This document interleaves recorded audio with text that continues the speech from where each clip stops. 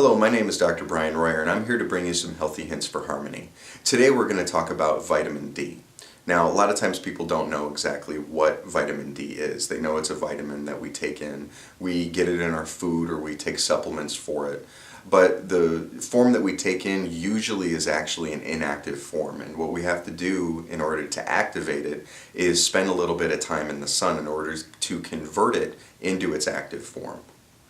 In the body, it actually works as a hormone where it actually regulates calcium levels. And by regulating the calcium levels, that in turn actually very directly affects our bone health and our muscle health.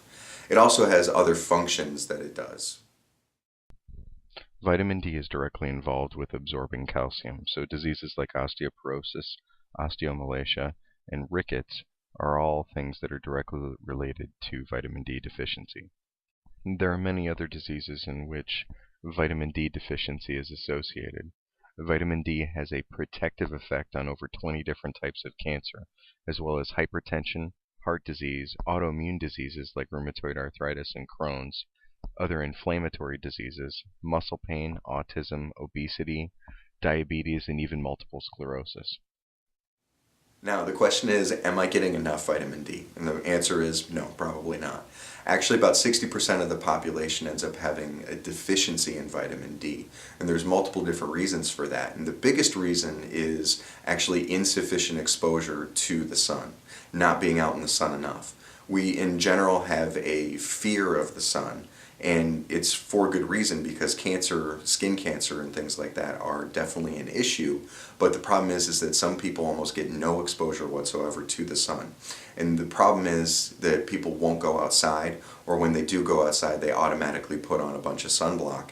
And that ends up decreasing the ability of the body to convert that inactive form of vitamin D to the active form of vitamin D.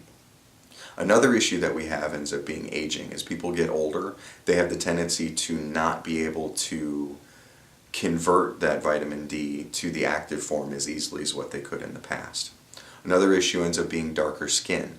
If someone has darker skin, they actually have more of the pigment melanin in their skin, and that pigment actually acts as a natural sunblock, again, decreasing the ability to convert vitamin D into its active form. And when it comes to breastfeeding, that's another issue as well. When people breastfeed, they actually decrease the amount of vitamin D in their system. Obesity is another issue. So vitamin D actually is a fat-soluble vitamin, and because it's fat-soluble, you actually need more vitamin D when there's more fat tissue in the body in general.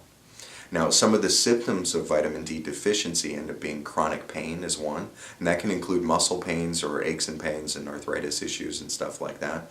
You can also have weaker bones and have more fractures or more issues like osteoporosis or osteopenia. People can have more frequent infections when they have vitamin D deficiency, or there can be issues of depression like seasonal affective disorder or SAD. There's a bunch of other issues that can happen because of vitamin D deficiency, but again, they depend on the person and the specific situation. For more information on vitamin D, you can go to the vitamindcouncil.org and you can get some information there. You can also go on our website or our blog at www.harmonychiro.com. And if you want, go ahead and like us on Facebook at www.facebook.com/harmonychiro. Thanks a lot for watching.